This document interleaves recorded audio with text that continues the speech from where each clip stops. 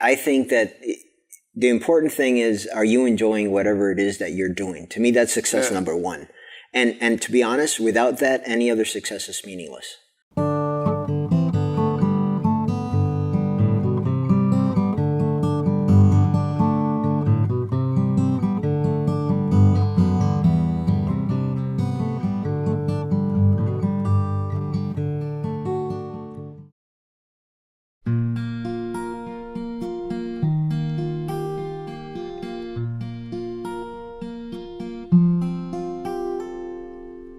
Somehow I embarked on a path that led me to nowhere. Somehow I got stuck on the tracks that everyone rode in. I found myself chasing her smell. I could see her face everywhere. But I always knew in the end, this isn't Hollywood.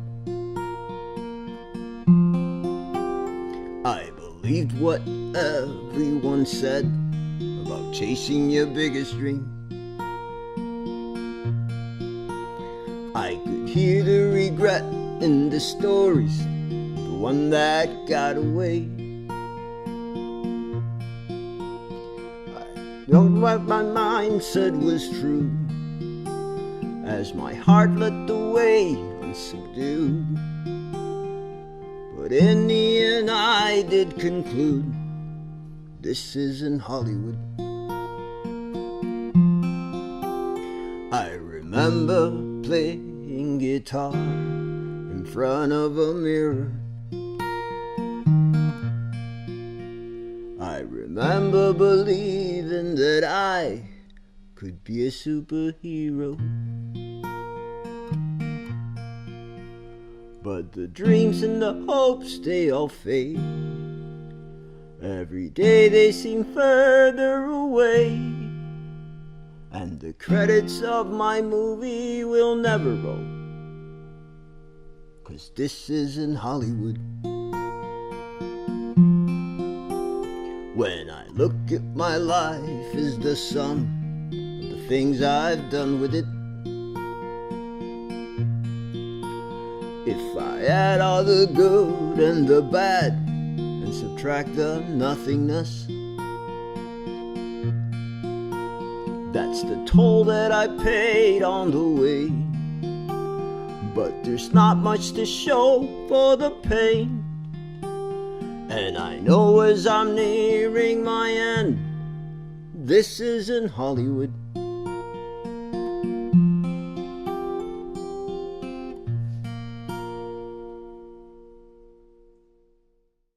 Hey Banjo, thanks for coming. Thank you for having me. So we're talking about success today in music, and you were in a very successful touring punk band. We'll call it a working band, not a successful. A working band, yeah. But you went up and down the East Coast. You were getting a lot of notice. You were getting a lot of songs, making some real push, and that didn't work for you. So you left it, and now you do much more introspective songs. They're actually wonderful, and they go kind of dark, which I like. Thank you. But they speak. They speak to the audience in the poetry and in the melody.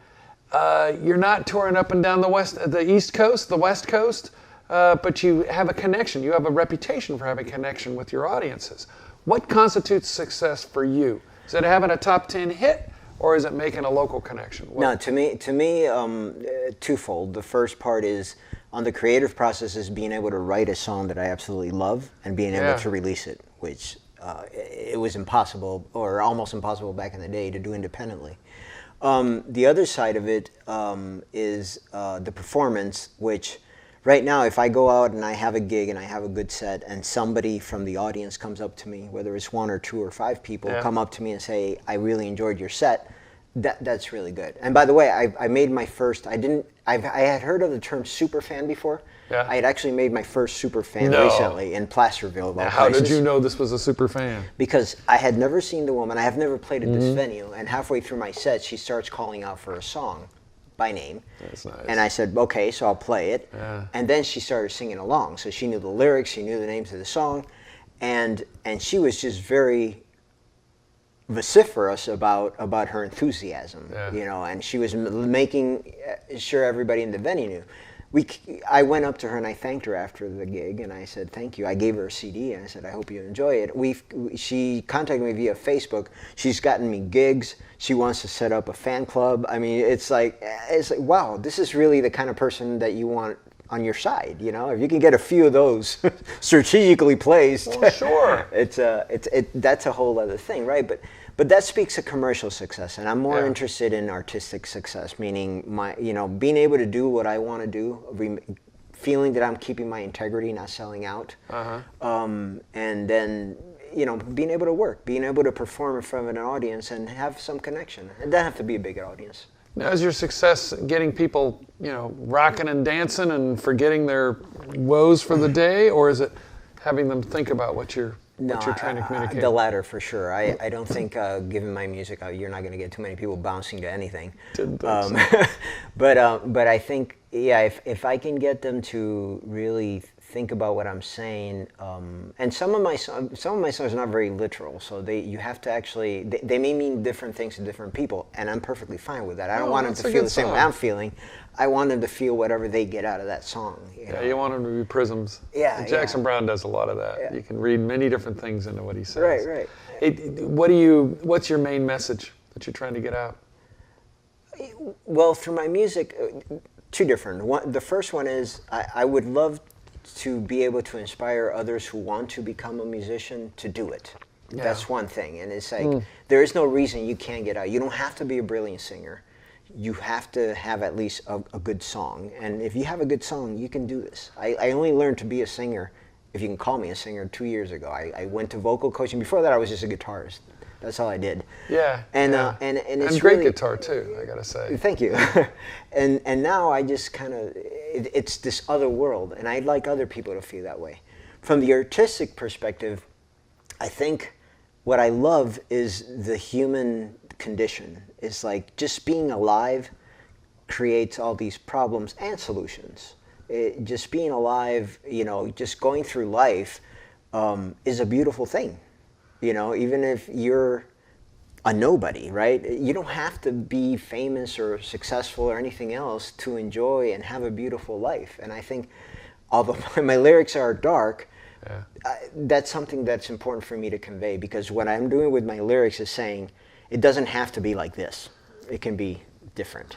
Can you think of some lyrics that communicate some of that thought?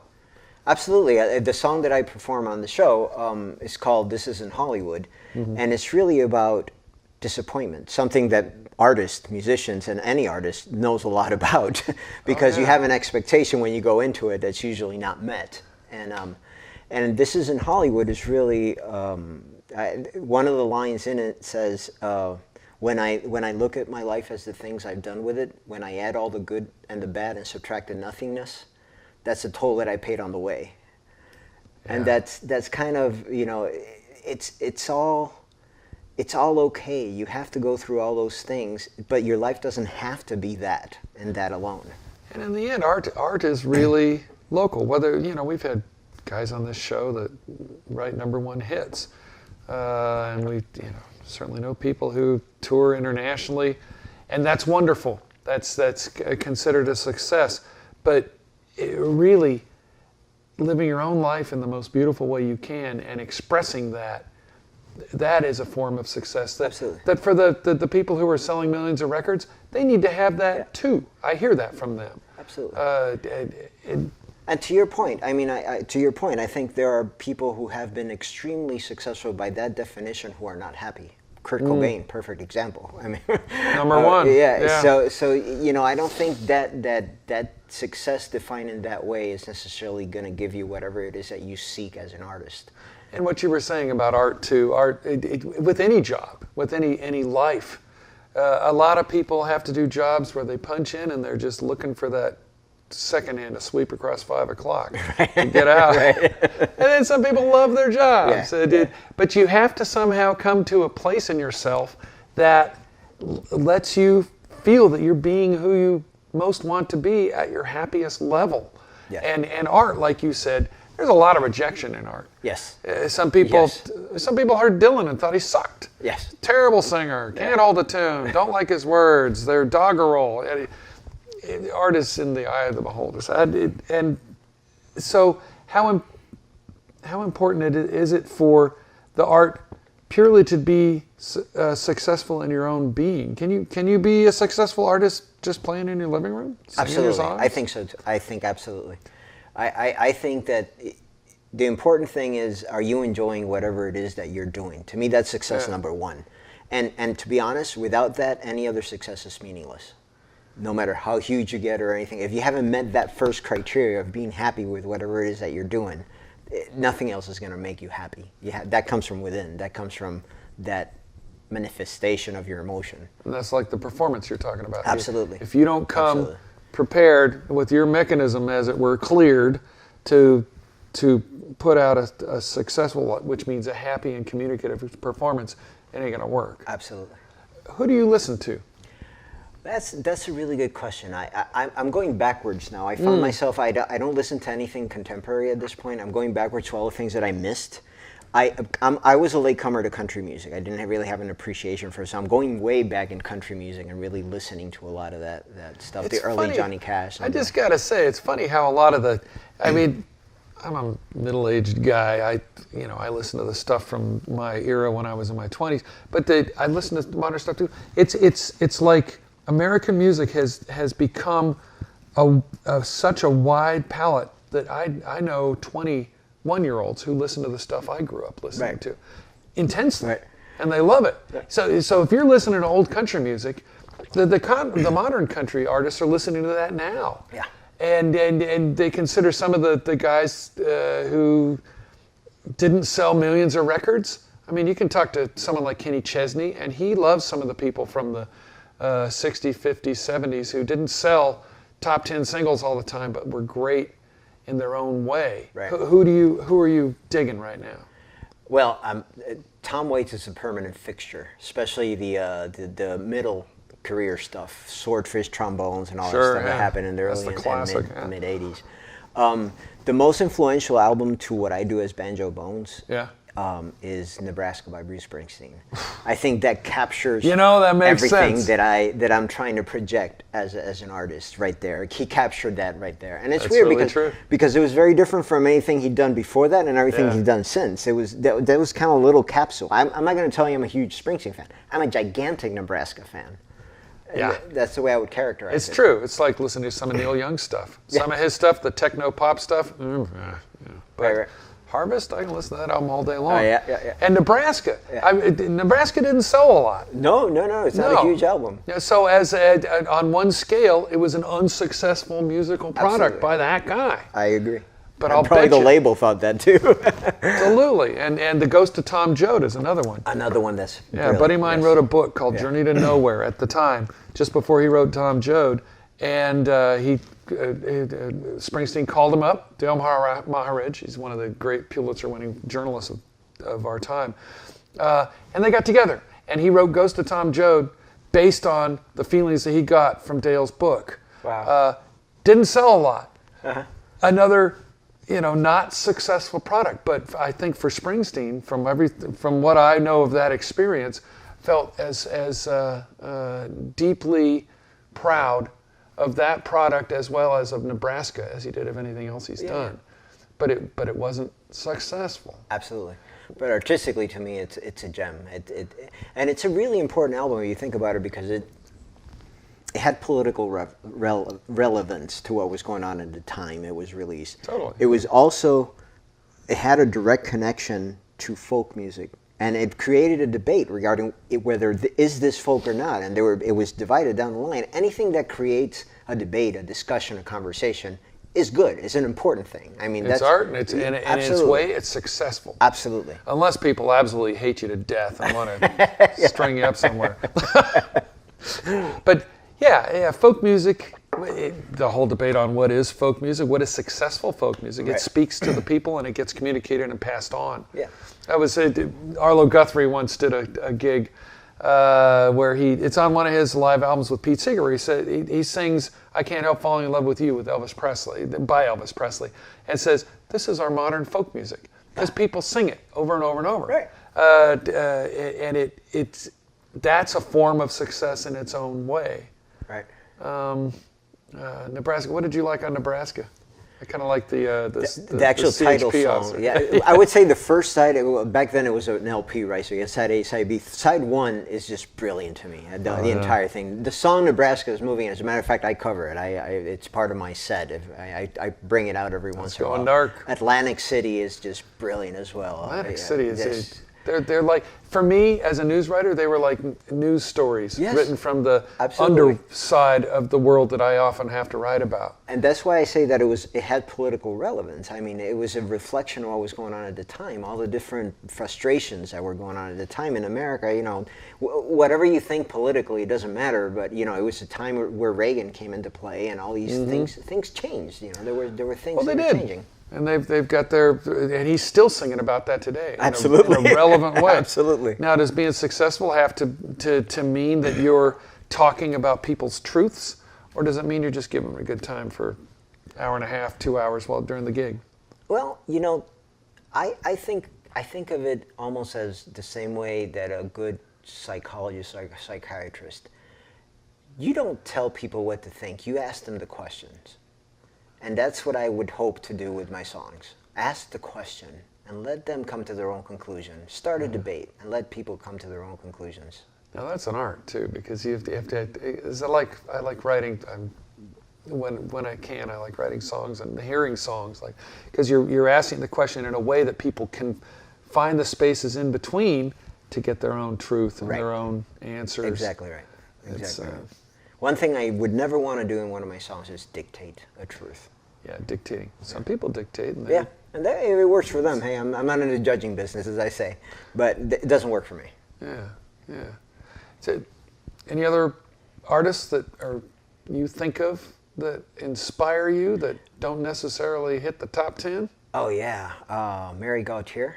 Yeah. Absolutely brilliant. Oh, I think she's a brilliant songwriter. You know, and she's been doing it for quite a while too. Yeah, she has. But really, I mean, her 2 albums that moved me were released, I guess, 2005 around there. No Mercy, or Mercy Now. Sorry, Mercy Now, and I can't remember the name of the other one. No Mercy Now. That's just it's brilliant songwriting. It speaks to my moody kind of side. And she actually has a workshop, a songwriter's workshop that I would love to attend to at some point, because I would just love to have a conversation with her. See, it's funny. There's people like that you know, Joe Schmo generally is not going to know, but there's a whole. It's like there are many threads of communication and community where people just somehow seem to soak it in and know about people like Mary. Right. Emmylou actually used to be like that long ago. Lou Harris, and I listened to her back then when she wasn't really that well known, but it was passionate about everything she sang. Yes. A lot of people can be like, you're like that. People like you around here. Thank you. And they listen. The other guy I would like to give a shout out to that I'm a very latecomer to is Chris Christopherson. I think he's just, you know, that's a whole other level. Talk about his songwriting. Yeah. And singing. You know, a lot of people, well, heck, even I think his voice isn't really that great, but he says what he wants to say and the way he wants to say it. Yeah. Now, does that make him a successful singer? I think it does. Yeah, me too. Me too. Thanks for coming, man. Thank you so much for having me. Appreciate it. This is fun.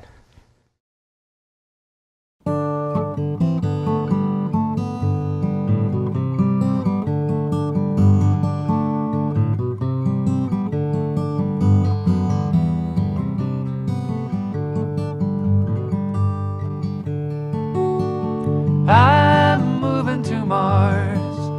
Yeah, I think I'd like to try me out a life in the stars. My friends all say I need a place to air out my heart, so I'm moving to Mars. You know, this life has been crazy. Sometimes I think I'm not really here.